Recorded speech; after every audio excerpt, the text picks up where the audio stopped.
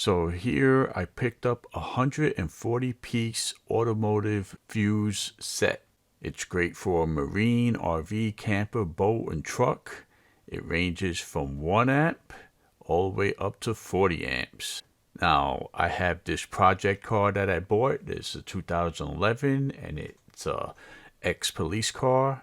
So it has all sorts of accessories above what a regular car would have, and there's fuses all over the place.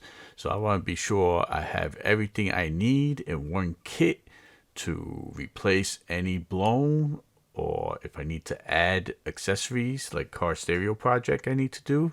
I want to make sure I have all the range of fuses at the palm of my hand, easy to reach. So these are made of high quality zinc alloy with, of course, the transparent cover so you could see whether it's broken or not. And it comes with 2 fuse pullers. So these are the yellow things that help you pull the fuse out from the board. Now, if you have one car in your stable or a bunch of cars, then having this is a great idea. Even my boiler has a couple of these fuses that sometimes you need replacing. So this is just a no-brainer to have around the house and the cars. So hope it works for you, as I know this is going to be totally useful for me.